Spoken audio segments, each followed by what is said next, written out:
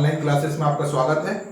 जैसा कि आप सभी को पता है कि हम छत्तीसगढ़ के इतिहास की अभी चर्चाएं कर रहे हैं, तो उसी क्रम में हम आगे बढ़ते हैं।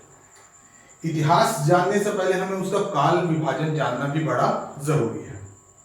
चाहे वो भारत का इतिहास हो, चाहे छत्तीसगढ़ का इतिहास हो, एक ऐसा क्वेश्चन आता है कि कौन सा स्थल किस स्थान से संबंधित है। इसके अलावा यदि आप मेंस का एग्जाम देंगे तो उसमें थोड़ा आपको डिटेल में बताना पड़ेगा किसी भी कालखंड के बारे में। तो आइए आज हम चर्चा करते हैं छत्तीसगढ़ में इतिहास के काल विभाजन। इतिहास के काल विभाजन को 3 भागों में बांटा जाता है: प्राक ऐतिहासिक काल, आद्य ऐतिहासिक काल और ऐतिहासिक काल। ठीक, प्राक ऐतिहासिक काल ऐसे काल होते हैं जिनमें कोई लिखित साक्ष्य उपलब्ध नहीं होता। मतलब आपको कहीं भी किसी भी प्रकार का कोई खोरचाया या गुफा में किसी प्रकार का कुछ लिखा प्राप्त नहीं होते। सिंधु घाटी सभ्यता के पूर्व के समय को प्राक ऐतिहासिक काल के अंतर्गत रखा जाता है। इस काल में जो औजार आदि मानव के द्वारा जो औजार बनाए जाते थे वो पत्थरों से रहते थे, पसार से निर्मित होते थे या प्रस्तर से निर्मित होते थे। इस कारण प्राक ऐतिहासिक काल को पसार काल भी कहा जाता है। इस काल में मनुष्य किसी प्रकार का कोई आवास निर्माण करके नहीं रहता था। वो जंगल, पहाड़ या नदी घाटियों में ही खुले तौर पर रहता था। भोजन के लिए कंदमूल इत्यादि पर निर्भर रहता था। इसके अलावा वो जंगली जानवरों का अपने पसार के औजार से शिकार करने के पश्चात उनको कच्चा ही खा जाता था। लेखन कला, लिखित साक्ष्य नहीं है, इसका तात्पर्य है कि उनको लेखन कला का भी ज्ञान नहीं था। तो ये थे प्राक ऐतिहासिक काल। आद्य ऐतिहासिक काल, लिखित साक्ष्य उपलब्ध है परंतु उनको पढ़ा या समझा नहीं जा सकता। जैसे सिंधु घाटी सभ्यता। सिंधु घाटी सभ्यता के बारे में जब आप स्टडी करेंगे तो आप देखेंगे कि भाई वहां बहुत सारे हमें मोहरे मिले जिनमें बहुत सारी मार्किंग थी, कुछ चिन्ह बने हुए थे, परंतु वो चिन्ह किस लिए हैं, क्या उनका इंटरप्रिटेशन है, उसको हम नहीं जान पाए। ठीक है, ये कहलाता है आद्य ऐतिहासिक काल। सिंधु घाटी की सभ्यता को हम इसको आद्य ऐतिहासिक काल में रखते हैं। आद्य ऐतिहासिक काल को ताम्रकांस्य युगीन काल भी कहा जाता है और यही इंग्लिश में चैल्कोलिथिक युग भी कहलाता है। तीसरा काल आता है ऐतिहासिक काल। ऐतिहासिक काल वह काल है जिसमें लिखित साक्ष्य उपलब्ध है, ग्रंथ, पुराण, ये सब चीजें अवेलेबल है। ये आता है ऐतिहासिक काल में। पढ़ा भी जा सकता है, समझा भी जा सकता है और उनको इंटरप्रेट करके हम अपनी अतीत की चीजों को जानते हैं, इतिहास को हम जानते हैं। ऋग्वेद काल से लेकर वर्तमान तक का जो भी काल है वो सब आता है ऐतिहासिक काल। तो आइए अब हम इनके बारे में और अधिक चर्चा करते हैं कि छत्तीसगढ़ के कौन से स्थल कहां से जुड़े हुए हैं। प्राक ऐतिहासिक काल के विकास क्रम के आधार पर हम उनको 4 भागों में डिवाइड कर सकते हैं। विकास क्रम का आधार क्या है? तो जो गुफाओं में शैल चित्र हैं उनके एनालिसिस के द्वारा इनको 4 भागों में बांटा जाता है: पूर्व पाषाण काल, मध्य पाषाण काल, उत्तर पाषाण काल और नव पाषाण काल। जब पूर्व पाषाण काल की बात करते हैं तो इस समय शिकार के लिए मनुष्य हस्तचलित कुठार का उपयोग करता था। और बड़ा ही इंपॉर्टेंट पॉइंट जो कि पीएससी में या व्यापम में पूछता है कि छत्तीसगढ़ में कौन से स्थल पूर्व पाषाण कालीन स्थल हैं, तो आपको याद रखना है रायगढ़ जिले का महानदी घाटी और रायगढ़ जिले में स्थित सिंघनपुर पूर्व पाषाण कालीन स्थल के उदाहरण हैं। बड़ा इंपॉर्टेंट क्वेश्चन है, पुराने क्वेश्चन पेपर देखेंगे तो आपको ये मिल जाएगा कि भाई कौन सा स्थल किस काल से संबंधित है। तो याद रखना ये कौन से जिले में है, रायगढ़ जिले में। कोशिश करिए कि आप मैं जो बता रहा हूं उसके साथ ही अपने नोट्स बनाते चाहिए। ठीक है, कुछ लोगों का ये कहना है कि सर आपकी क्लास तो कम ड्यूरेशन का रहती है। एक्चुअल में अगर मैं इनको लिख के पढ़ाऊंगा, जितनी मैं जो आधे घंटे की क्लास आपको प्रोवाइड करा रहा हूं, अगर मैं लिख के पढ़ाऊंगा तो एटलीस्ट 1.5 आवर लेगा। धीरे धीरे मैं अगर पढ़ाऊंगा और आप उसको साथ में लिखते जाएंगे कोशिश ये रहती है कि आपका भी डेटा ज्यादा खर्च ना हो और आप भी ये जो थोड़ा जल्दी से ज्ञान ले लें, ये अपन पॉज कर करके आप उसको लिखते जाए। ठीक, तो ये था पूर्व पाषाण काल। पूर्व पाषाण काल के बाद हम आते हैं मध्य पाषाण काल में। मध्य पाषाण काल ये वह काल था जिसमें मनुष्य को पशुपालन और मछली पालन का ज्ञान हो गया था, अर्थात मनुष्य पशु पालने लगा था और मछली पालने भी लगा था।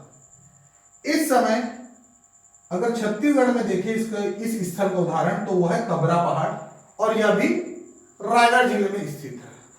रायगढ़ जिले को इसीलिए शैलाश्रय का जिला कहा जाता है। रायगढ़ जिले में इतने स्थान हैं जहां प्राक ऐतिहासिक कालीन के साक्ष्य उपलब्ध होते हैं। और कबरा पहाड़ में जब पुरातत्ववेदताओं के द्वारा सर्चिंग की जा रही थी तो वहां जो औजार मिले वो लंबे फलक वाले अर्धचंद्राकार पत्थर के औजार प्राप्त हुए। तो आपको याद रखना है मध्य पाषाण कालीन स्थल का उदाहरण है रायगढ़ जिले का कबरा पहाड़। नेक्स्ट आता है उत्तर पाषाण काल। उत्तर पाषाण काल, इस काल में मनुष्य के द्वारा जो औजार का यूज किया जा रहा था वो छोटे छोटे पत्थर के औजार थे, लघुकृत पाषाण के औजार, इनका उपयोग किया जाता था। और छत्तीसगढ़ में इस काल के स्थल के उदाहरण हैं धनपुर, जो कि जीपीएम गौरेला पेंड्रा मरवाही जिले में स्थित है। पहले बिलासपुर जिले में था, परंतु वर्तमान में यह गौरेला पेंड्रा और मरवाही जिले में, इसको आप ध्यान रखिएगा, है ना। अगर किसी बुक को पढ़ रहे हैं तो उसमें वो जनरली हो सकता है बिलासपुर जिले का नाम दिया होगा, परंतु अब वर्तमान में ये है जीपीएम गौरेला पेंड्रा और मरवाही जिला में। इनके अलावा रायगढ़ का सिंघनपुर में भी उत्तर पाषाण काल के साक्ष्य मिले हैं। इस कारण सिंघनपुर को उत्तर पाषाण काल में भी रखा जाता है।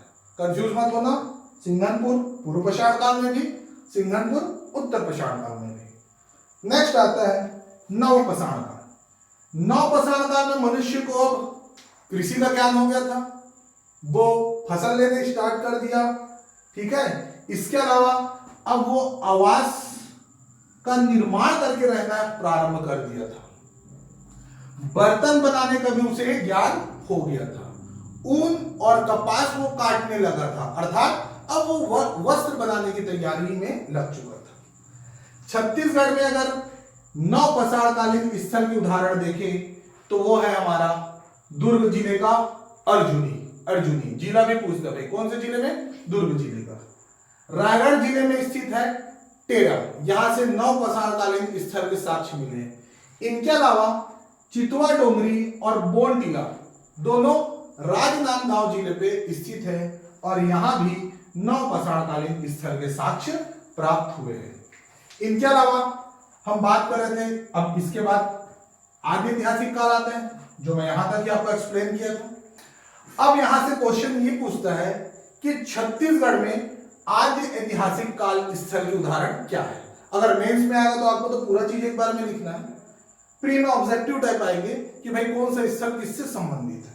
तो यदि आदि ऐतिहासिक काल या जिसे ताम्रकाशी युगीन कहा जाता है या चैल्कोलिथिक युग कहा जाता है, अगर इसके छत्तीसगढ़ में स्थल के उदाहरण पूछा जाता है पेपर में तो आपको बता देना है कि धनौरा दुर्ग जिले में स्थित है। धनौरा दुर्ग जिले में स्थित है और यहां आपको आदि ऐतिहासिक काल या ताम्र युग काल के अवशेष प्राप्त हुए। इनके अलावा दुर्ग जिले के ही सोरर, चिरहुरी, कबराहाट, यहां ताम्र काशी युगीन के निर्मित आवास प्राप्त हुए हैं। इनके अलावा यदि धमतरी से बालोद मार्ग में जाएंगे आप उस रास्ते में, तो इस रास्ते में आपको ताम्र काशी युगीन के 100 वाले स्थल भी प्राप्त हो जाएंगे। तो आपको इनको माइंड में रखना है, ठीक है। इसके पश्चात हम महापाषाणी संस्कृति के बारे में देखते हैं। ये आपसे मेंस में भी क्वेश्चन पूछ सकता है कि महापाषाणी संस्कृति किसे कहते हैं। तो पाषाण काल के बाद जो युग आया उसे महापाषाणी संस्कृति कहा जाता था। इस संस्कृति में जो 100 होते थे, 100 आदमी जब आदमी की मृत्यु हो जाती है तो उसके बाद जो शव होते थे उनको आबादी से दूर दफन करने के लिए बड़े बड़े प्रस्तरों का यूज किया जाता था। इन्हीं बड़े बड़े प्रस्तरों को महापाषाण स्तंभ कहा जाता था और इसी बड़े बड़े प्रस्तर के कारण इस काल को महापाषाणी संस्कृति कहा गया। इस महापाषाण स्तंभ को पट्टतुम्ब या इंग्लिश में डालमेन भी कहा जाता है, याद रखिएगा। अगर महापाषाणी संस्कृति के स्थलों के बारे में हम बात करें तो छत्तीसगढ़ में दुर्ग जिले में करही-भदर, चिरचारी और सोरठ ये तीनों दुर्ग जिले में स्थित हैं और महापाषाणी संस्कृति के स्थल के उदाहरण हैं। इनके अलावा ककराभाट जो कि बालोद जिले में स्थित है और धनोरा ये भी दुर्ग जिले में स्थित है। धनोरा इंपॉर्टेंट पॉइंट है क्योंकि यहाँ 500 महापाषाण स्मारक प्राप्त हुए हैं। तो ये था महापाषाणी संस्कृति। इनके अलावा कई ऐसे भी स्थल हैं जिनके बारे में डिटेल में भी क्वेश्चन पूछता है और जो आए हुए हैं तो उनके बारे में हम चर्चा करते हैं। सिंघनपुर जो कि रायगढ़ जिले में स्थित है और आप इसके बारे में पहले भी देख चुके हैं कि यह पूर्व पाषाणकालीन और उत्तर पाषाणकालीन स्थल दोनों के अंतर्गत आता है। इस जगह की खोज 1910 में एक रेलवे के इंजीनियर थे अमरनाथ दत्त, उन्होंने की। ये अमरनाथ दत्त एंडरसन के अंदर में कार्य करते थे। तो आपसे दोनों नाम आ सकते हैं, आपको वहां अपनी बुद्धिमत्ता का प्रयोग करना है कि हम किस पर टिक मारे। ठीक है, अमरनाथ दत्त और एंडरसन। अगर आप ग्रंथ अकेडमी की बुक पढ़ते हैं तो उसमें अमरनाथ दत्त का नाम आपको लिखा मिलेगा। 1910 अमरनाथ दत्त ने सिंघनपुर की खोज की थी। और अगर आप टुटेजे अकेडमी की बुक में जाते हैं तो उसमें आपको एंडरसन का नाम नजर आएगा। सिंघनपुर में बहुत सारे शैल चित्र मिले हैं और यहाँ जो शैल चित्र मिले हैं उनमें है एक प्रागैतिहासिक मानव या एवमेन, जिसे इंग्लिश में एवमेन भी कहा जाता है। इसके अलावा मत्स्य कन्या या मरमेड के भी शैल चित्र गुफा के अंदर प्राप्त हुए हैं। बड़ा इंपॉर्टेंट पॉइंट यह है कि पूरे भारत में केवल सिंघनपुर ही एक ऐसा जगह है जहां एवमेन और मरमेड दोनों के चित्र मिले हैं, केवल, और कहीं नहीं मिलता। ठीक है, पूरे भारत में सिर्फ सिंघनपुर। इनके अलावा एंडरसन जब इस स्थल की खोज कर रहे थे तो वहां उन्हें हेमेटाइट पेसल या मूसल औजार प्राप्त हुआ जो कि पूरा पाषाणकालीन औजार था। इसके अलावा इस स्थल पर राय बहादुर मनोरंजन घोष के भी द्वारा कुछ खोज की गई और उनके द्वारा पूरा पाषाणकालीन 5 कुल्हाड़ियां प्राप्त हुई।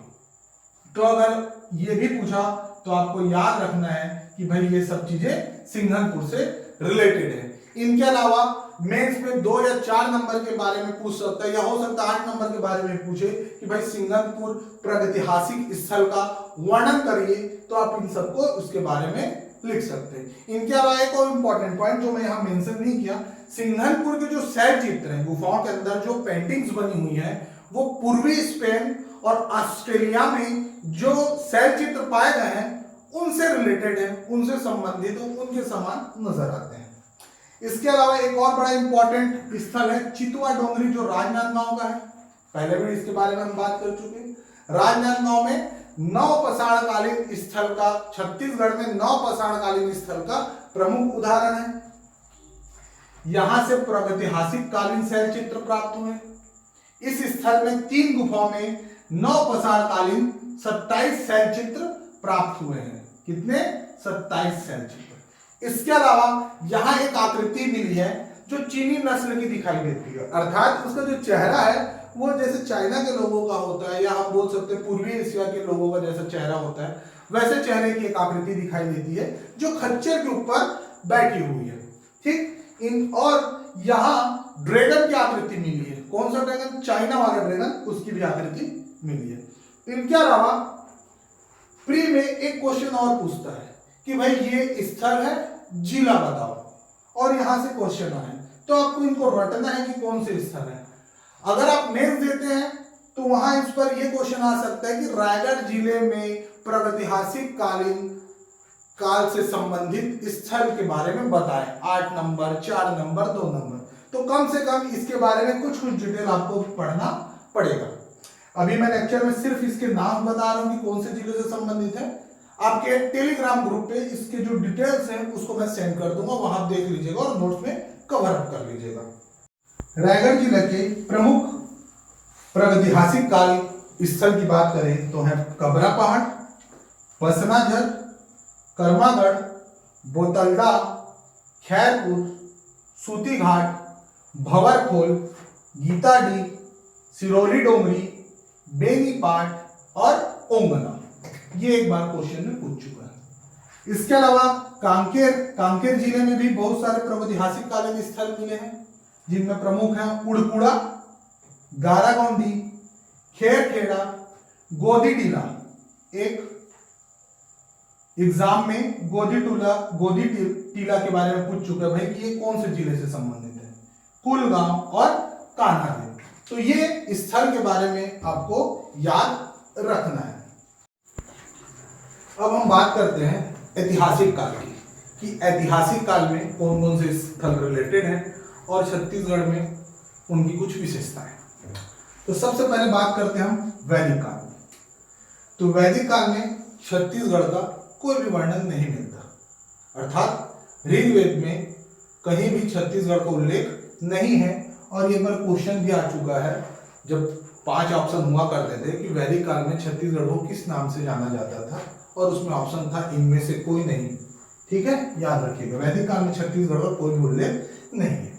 जब हम पूर्व वैदिक काल की बात करते हैं तो उस समय नर्मदा नदी का उल्लेख मिलता है, जिसे रेवा के नाम से जाना जाता था, रेवा। पुराणों और महाकाव्यों में हमें 7 कुल पर्वतों के नाम मिलते हैं: महेंद्र, मलय, सहय, सुक्तमत, ऋष्वत, विंध्य और पर्याप्त। ये आपको याद रखने की जरूरत नहीं है, जो इंपॉर्टेंट है वो मैं बता देता हूं। इनमें एक बड़ा इंपॉर्टेंट पर्वत है सुक्तमत। कनिंघम जो एक आर्कियोलॉजिस्ट था, पुरातत्ववेत्ता जो खुदाई करते हैं, तो कनिंघम ब्रिटिश कालीन एक आर्कियोलॉजिस्ट था। उसने कहा कि पुराणों और महाकाव्यों में जो सुक्तमत पर्वत का उल्लेख है वो छत्तीसगढ़ के सिहावा और कांकेर के दक्षिण में स्थित पर्वत जो बस्तर को छत्तीसगढ़ के मैदान से अलग करते हैं वो वही है। अर्थात सुक्तमत पर्वत का तारतम्य सिहावा और कांकेर के दक्षिण में स्थित पहाड़ी से निकाला गया है। इसके अलावा ऋक्षवत पर्वत है, इसका तारतम्य सतपुड़ा पर्वत से निकाला जाता है। क्लियर? इसके पश्चात वैदिक काल और पुराण महाकाव्य के पश्चात हम आ जाते हैं महाकाव्य काल में। महाकाव्य 2 हैं, एक है रामायण और दूसरा है महाभारत, जिनके बारे में आप सबको पता होगा। कितने श्लोक है, क्या है, वो सब हिस्ट्री का जब सब्जेक्ट पढ़ेंगे हम उसकी बात करेंगे। तो रामायण काल में, जैसे कि मैं पहले भी पिछले लेक्चर में बता चुका हूं, रामायण काल में छत्तीसगढ़ को दक्षिण कौशल कहा जाता था। रामायण काल में एक कौशल नाम का राजा हुआ था, वो इस पूरे क्षेत्र पर राज करता था, इस कारण उस क्षेत्र का नाम पड़ गया कौशल। उसी कौशल राजा के वंश में एक राजा हुए भानुमंत। भानुमंत की पुत्री थी कौशल्या, जिनका विवाह राजा दशरथ से हुआ। चूंकि राजा भानुमंत की कोई भी पुत्र नहीं थे, इस कारण जो पूरी संपत्ति थी, राज था, वो मिलता है किसको? कौशल्या को। और कौशल्या के जो पति थे वो थे दशरथ। अतः ये पूरा कौशल क्षेत्र राजा दशरथ के शासन के अंतर्गत आ जाता है। फिर दशरथ और कौशल्या, उनके पुत्र हुए श्री राम, और ये पूरा क्षेत्र उनके शासन के अंतर्गत आ गया। रामायण काल से संबंधित छत्तीसगढ़ के कुछ प्रमुख स्थल हैं जिनके बारे में हम चर्चा करते हैं, जो बड़ा इंपॉर्टेंट है। पूरे डिटेल लिख पाना पॉसिबल नहीं था, इस कारण मैं आपको वर्बली बता रहा हूं, चाहे तो आप उनको नोट भी करते जाना साथ में। सबसे पहला स्थल है चंद्रपुरी। राम वन गमन पथ, एक जो नया प्रोजेक्ट छत्तीसगढ़ गवर्नमेंट द्वारा स्टार्ट की जा रही है, उसका शुभारंभ यहीं से हुआ है, चंद्रपुरी से। चंद्रपुरी रायपुर जिले में एक स्थल है। ऐसा माना जाता है कि जो माता कौशल्या थी, श्री राम की माँ माता कौशल्या, उनका जन्म स्थल है चंद्रखुरी में, और चंद्रखुरी में ही माता कौशल्या का मंदिर भी स्थित है। इसके अलावा जब भगवान श्री राम को 14 वर्ष का वनवास हुआ था, ठीक है, तो वो दंडकारण्य में घूमते थे, दंडकारण्य में भी घूमे थे। वो दंडकारण्य का तारतम्य हम बस्तर से निकालते हैं। बस्तर को ही रामायण काल में दंडकारण्य कहा जाता था, और ये दंडकारण्य नाम के पीछे की कहानी ये है कि यहाँ एक दंडक नाम का राजा शासन करता था, और उसके नाम से इस क्षेत्र का नाम दंडकारण्य पड़ा। फिर आते हैं शिवरी नारायण। आपने प्रसंग तो सबने सुना ही होगा कि शबरी ने भगवान श्री राम को अपने जूठे बेर खिलाए थे। ये वही स्थल है जहां माता सबरी ने भगवान श्री राम को अपने बेर खिलाए थे, शिवरी नारायण, जो कि जांजगीर चांपा जिले में स्थित है। शिवरी नारायण के बगल में ही खरौद है, खरौद जांजगीर चांपा जिला। खरौद ऐसा कहा जाता है कि यहाँ खरदूषण का शासन था। खरदूषण शूर्पणखा का भाई, उसका शासन था खरौद में, ठीक है। और खरौद में लक्ष्मण के द्वारा शिवलिंग की स्थापना की गई थी, जो मंदिर आज भी स्थित है। शिवरी नारायण भगवान विष्णु का मंदिर, खरौद शिव जी का मंदिर। इस कारण छत्तीसगढ़ का विष्णुकांक्षी और शिवाकांक्षी कहा जाता है। छत्तीसगढ़ का काशी भी खरौद को कहा जाता है। इसके अलावा रामायण में सिहावा पर्वत का भी उल्लेख है। सिहावा पर्वत में श्रृंगी ऋषि का आश्रम था, और श्रृंगी ऋषि के एक शिष्य थे जिनका नाम था महानंदा। उसी महानंदा के नाम पर यह भी कहा जाता है कि महानदी का नाम पड़ा। फिर आते तुरतुरिया। जब भगवान श्री राम ने सीता माता का त्याग कर दिया था, तो सीता माता इसी तुरतुरिया में आई थी, और वहां वाल्मीकि जी के आश्रम में रुकी थी। यह तुरतुरिया बलौदा बाजार जिले में स्थित है, और कई बार इससे क्वेश्चन आया है। याद रखना, वाल्मीकि ऋषि का आश्रम तुरतुरिया, ठीक है। और यही माता सीता ने लव और कुश 2 पुत्रों को जन्म दिया था। इनके अलावा कांकेर जिले में पंचवटी स्थित है। इस पंचवटी को रामायण कालीन पंचवटी के नाम से जाना जाता है। इसके अलावा और भी स्थल है, रामगढ़ सरगुजा जिला का, जहां गुफाएं हैं और वहां रामायण कालीन साक्ष्य मिले। सरगुजा, चित्रकूट, गुड़कूट, राम झरना रायगढ़ जिले का। यह भी कहा जाता है कि ये सब वनवास के दौरान श्री राम भगवान यहां पर विजिट किए थे। इनके अलावा जो राम वन गमन पथ है, उनमें 9 स्थलों का सरकार के द्वारा लोकार्पण किया जा रहा है, ठीक है। उन 9 स्थलों को आपको याद रखना है, और उनकी स्पेसिफिकेशन, प्रॉपर्टी या विशेषताएं वो क्यों प्रसिद्ध है, ये भी इनको आपको याद रखना है। और ये आपका एक प्रकार से होमवर्क है कि आप इसको याद रख के मुझे कमेंट सेक्शन में भी बताएं कि वो 8 स्थल या 9 हो गए हैं, 9 स्थल क्या क्या है, और उनको सीक्वेंस में लिखिएगा ऊपर से नीचे तक, ताकि आपको छत्तीसगढ़ के जिलों का भी ज्ञान हो जाए। रामायण काल के बाद हम आते हैं महाभारत काल में। महाभारत काल में छत्तीसगढ़ को कौशल कहा जाता था। महाभारत कालीन कर्ण की दिग्विजय के बारे में जब स्टडी करेंगे, कर्ण दिग्विजय मतलब वो जब विजय हासिल कर रहे थे, तो वहां छत्तीसगढ़ का नाम कौशल के नाम से उल्लेख है। छत्तीसगढ़ को महाभारत काल में प्राग कौशल भी कहा जाता था। सहदेव के द्वारा जो जीता प्रदेश था वो प्राग कौशल था, और यहाँ के राजा सहदेव हुए थे। क्लियर। महाभारत काल में महाकंतार, बस्तर को महाकंतार कहा जाता था। महाभारत काल में ही चेदी देश के राजा बब्रू वाहन हुए, जो अर्जुन और चित्रांगदा के पुत्र थे। इन्होंने अपनी मां के याद में अपनी राजधानी चित्रांगदपुर को बनाया, जो कि वर्तमान का शिरपुर है। तो शिरपुर महाभारत काल से स्थित है, इस कालीन स्थल है, जिसे चित्रांगदपुर भी कहा जाता था। इसके अलावा पंडित लोचन प्रसाद पांडे, उन्होंने बताया है कि महाभारत काल में जो ऋषभ तीर्थ नाम के स्थल का वर्णन है, वो जांजगीर चांपा जिले में शक्ति के पास स्थित गुंजी नामक स्थल से तादम्य रखता है। अर्थात महाभारत काल का ऋषभ तीर्थ और जांजगीर चांपा जिले में शक्ति के पास का स्थित गुंजी दोनों एक है। किसने कहा? तो पंडित लोचन प्रसाद पांडे। ठीक है, कहा जाता है कि छत्तीसगढ़ के पहले पुरातत्ववेत्ता वही है। ठीक, और इस ऋषभ तीर्थ का वर्णन महाभारत के वन पर्व में उल्लेख है इसका। ठीक है, पिछली क्लास में हमने देखा कि महाभारत में 18 पर्व है और वो पर्व के अलग अलग नाम है। तो वन पर्व में ऋषभ तीर्थ का वर्णन है। ऋषभ तीर्थ अर्थात शक्ति के निकट का गुंजी। इसके अलावा महाभारत काल में रतनपुर का भी वर्णन हमें मणिपुर नाम से प्राप्त होता है।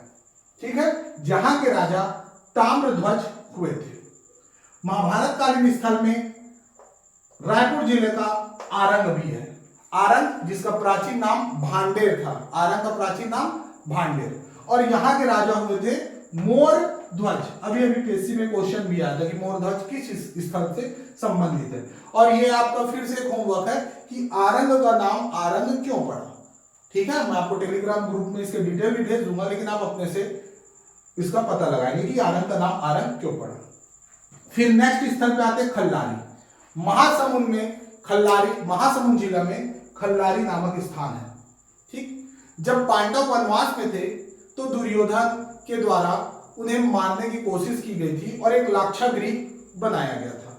तो ऐसा कहा जाता है कि वो लाक्षागृह इस खल्लारी में ही निर्मित किया गया था। वहां खुदाई से कुछ अवशेष प्राप्त हुए हैं जिनसे ये पुष्टि की गई है कि ये लाक्षागृह का ही अवशेष है। तो याद रखिएगा, खल्लारी महासमुंद जिला वो भी महाभारत कालीन स्थल से रिलेटेड है। इसके अलावा महाभारत के भीष्म पर्व में हमारा महानदी का भी उल्लेख मिलता है। भीष्म पर्व में महानदी का उल्लेख चित्रोत्पला के नाम से भी प्राप्त होता है। तो ये सब जितने भी डिटेल थे, ये अभी तक के डिटेल्स जितने भी थे मैंने आपके सामने प्रस्तुत कर दिया है। ठीक है, तो इसके अच्छे से नोट्स बनाइए, फिर हम नेक्स्ट क्लास में इसी के आगे और बात करते हैं। धन्यवाद।